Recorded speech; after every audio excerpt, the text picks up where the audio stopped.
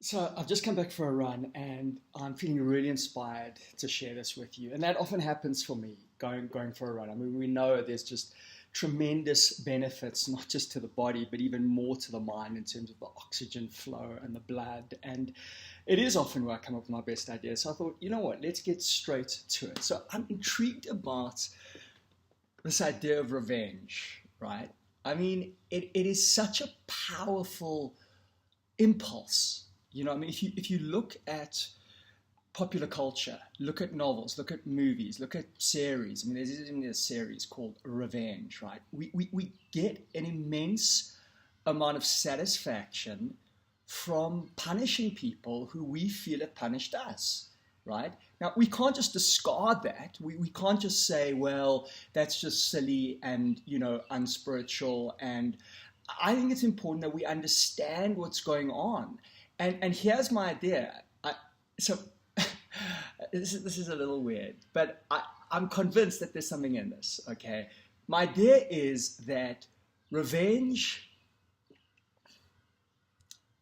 is empathy. Revenge is a form of reverse empathy, right? Why? Because if I feel that you've hurt me, I want you to know how I feel.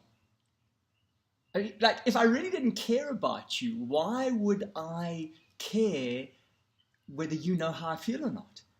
But I do. I want you to know how I feel. So hence, an eye for an eye. You took out my eye, and now I'm going to take the screwdriver and stab your eye out so that you can feel the pain that you put me through, right? I mean, that's it.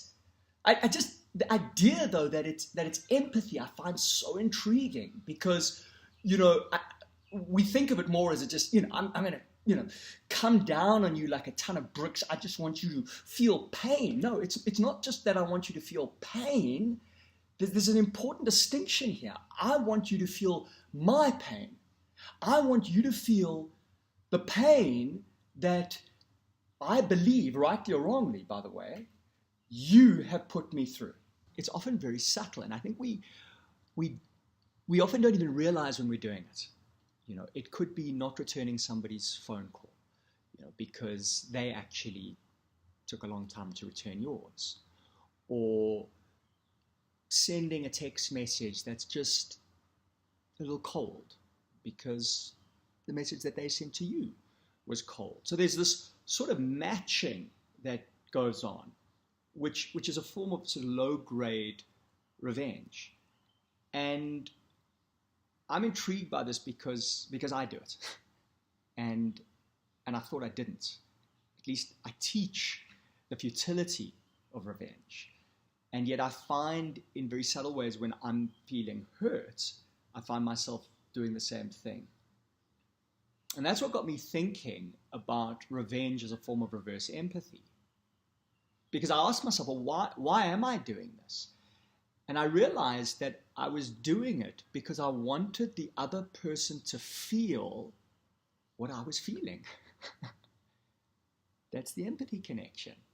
I want them to feel what I'm feeling. And somehow when that happens, I feel a little bit better. And it's not specifically because they're hurting. I think it's more because now they know how I'm feeling. But it's also pretty dumb, isn't it? Because what happens? What happens is that they now feel punished. They don't go, oh gosh, he's hurting.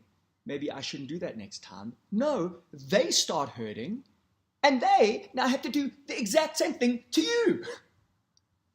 And then you do it to them, and back to you, and back to you, and it never ends well. This is what I call the death spiral. It just goes down, down, down. And man, I just want to be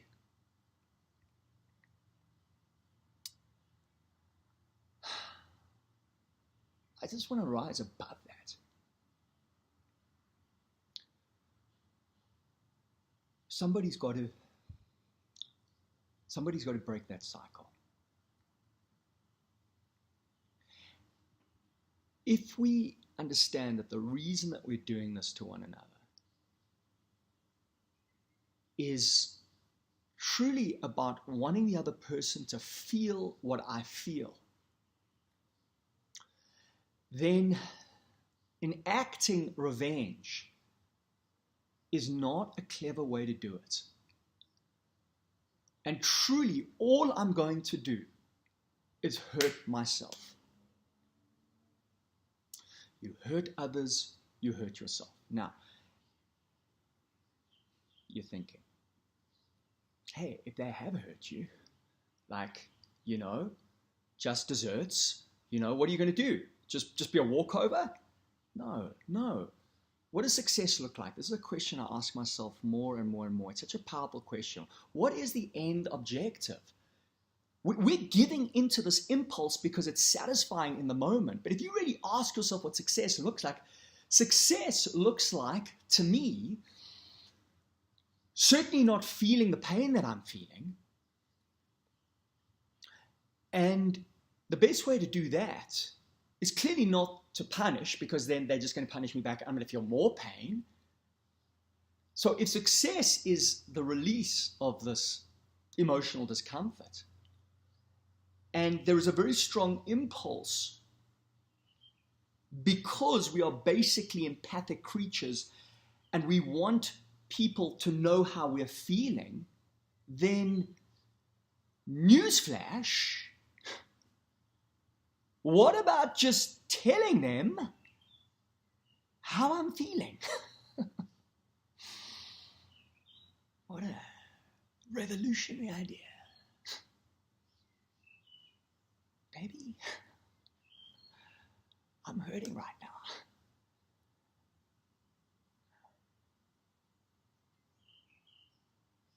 When you did that, I felt this. I'm not accusing you. I'm not judging you. I'm not trying to hurt or punish you.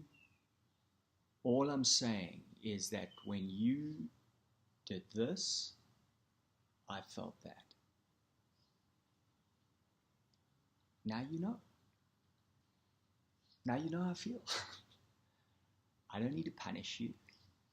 I don't need to exact revenge, because the purposes of that is for you to know how I feel. And wow, what a thought. I can actually tell you how I feel using words. Something our caveman ancestors did not have. We do. So why don't we use them more? Maybe because when I tell you that I'm hurting, I've got to reveal my vulnerability. I've got to open my heart. And when I'm hurting, what I want to do is close my heart. I want to self-protect, right? I want to protect myself because it's sore. And so by doing that, I'm protecting myself against more pain. What I'm actually doing is concentrating the pain inside my heart. But if I open up, what's the worst thing that can happen? No, you can ignore me, I guess. Okay. At least you now know how I feel. And I didn't have to punish myself, which is invariably what will happen. So I'm not going to get punished worse, right? Because I have now told you how I feel, you know how I feel. But I think that's a worst case scenario. I think the best case scenario is that when people know how you feel, if they're not a psychopath, because psychopaths don't have empathy, they have a deficit of empathy. So this won't work on psychopaths. But if they are like 90% of people, they are empathic too. And when they feel the pain that you're feeling, and by telling you your pain, that's what happens when we communicate. We actually, to a lesser degree, we actually do feel the pain. When somebody comes to you and says, I'm feeling, really, I'm in pain right now, you do feel some of that pain. That's what empathy is, right? So now they're going to feel your pain. They are going to feel your pain. And they're going to go, well, if your pain is connected to this behavior, do I want to continue with this behavior? Maybe yes. Maybe, this is a behavior, it's intrinsically part of who I am as a human being, and gosh, I'm so sorry that this behavior is causing you to feel this way, and, I don't know what else we can do, but I got to continue with this behavior because this is me. I mean, that might happen. I'm not saying they're going to drop the behavior. But I think you give yourself a much better chance of them saying, well, do I really need to hang on to this behavior if it's causing you to feel that way? Maybe not. Maybe I could change it. Maybe we could find a substitute behavior, something that would work for me and that would work for you. In other words, maybe we can co-create a better way of being together. Yeah, maybe right now you don't know what it is, and right now I don't know what it is. But now that we're being open with each other about how we both feel, we can find some other scenario, possibly, that works for both of us. And we can use our genius, our creative intelligence to come up with something better. But you can't do that when you're just thumping one another over the head.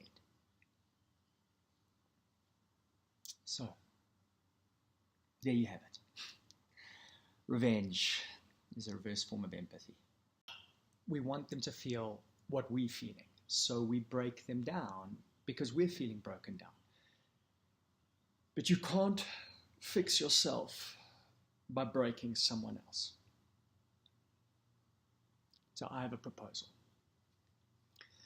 Instead of revenge, what about reveal? Reveal your open heart.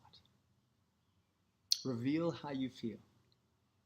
That way they will know how you feel, and you'll have no need for revenge.